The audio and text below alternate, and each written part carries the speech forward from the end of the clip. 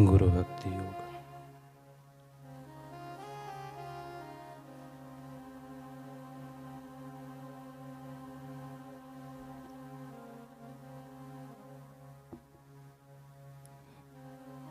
जो देवी गुरु के चरणों में आश्रय लेता है वह गुरु की कृपा से आध्यात्मिक मार्ग में आने वाले तमाम विघ्नों को पार कर जाएगा। योग के लिए श्रेष्ठ एकांत स्थान गुरु का निवास स्थान है। शिष्य के साथ गुरु रहते नहीं हो तो ऐसा एकांत सच्चा एकांत नहीं। ऐसा एकांत काम और तमस का आश्रय स्थान बन जाता है।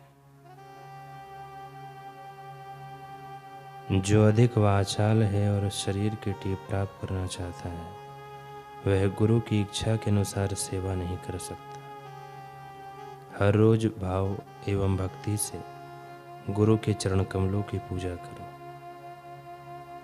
अगर अलौकिक भाव से अपने गुरु की सेवा करना चाहते हो तो स्त्रियों से एवं सांसारिक मनोवृत्ति वाले लोगों से हिलो मिलो नहीं।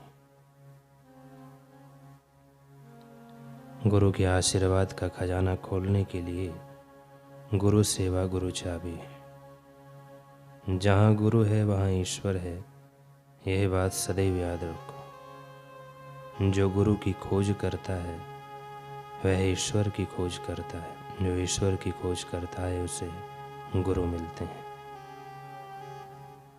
शिष्य को अपने गुरु के कदम कदम का अनुसरण करना चाहिए।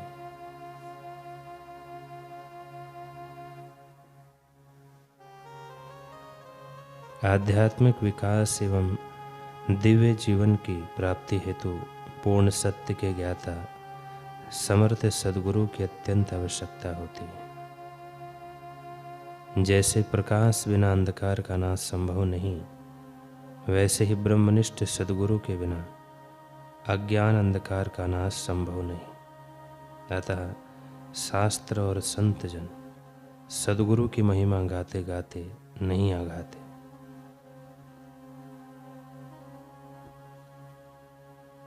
ब्रह्म मूर्ति श्री उड़िया बाबा जी के बड़े ही हितकारी वचन हैं।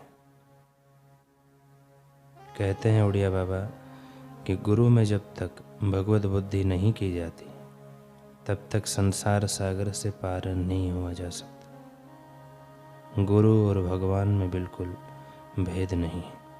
यही मानना कल्याणकारी और इसी भाव से भगवान मिलते हैं।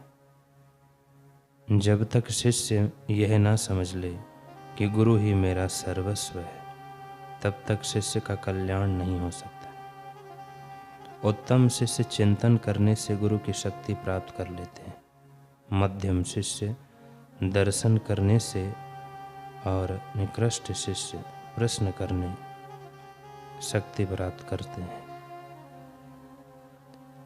हमारे यहाँ गुरु से प्रश्न करने की आवश्यकता नहीं मानी जाती। गुरु की सेवा करें और उनका चिंतन करें। जब गुरु में अनुराग है, गुरु हमारे हैं, तो उनके गुण हमारे ही हैं। उनके गुण हमारे में ही हैं। स्वामी अखंडानंद जी सरस्वती कहते हैं, आप अपने आचार विचार को गुरु के उपदेश के अनुसार बनाएं। गुरु का जो गुरु तत्व है वह भगवान का गुरुत्व है।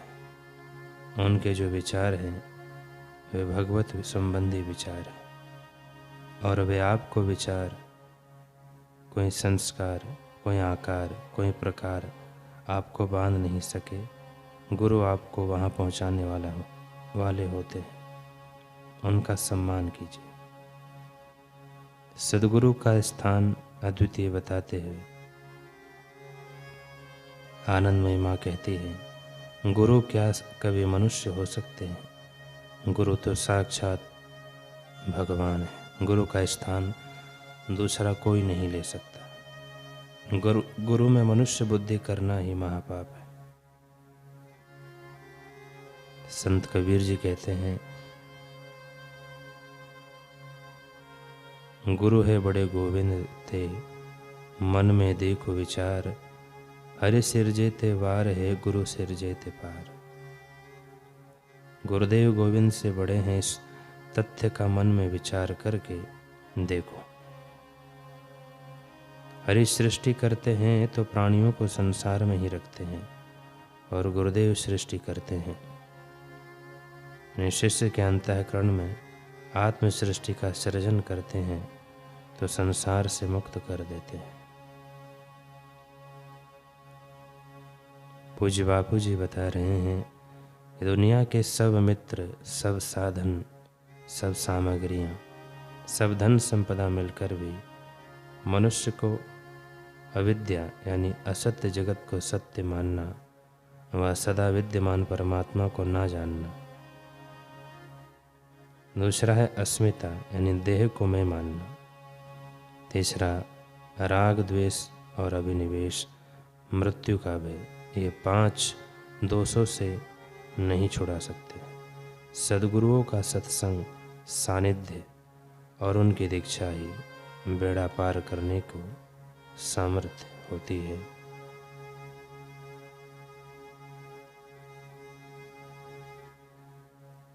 सद्गुरु की कृपा से ही शिष्य का कल्याण होता है।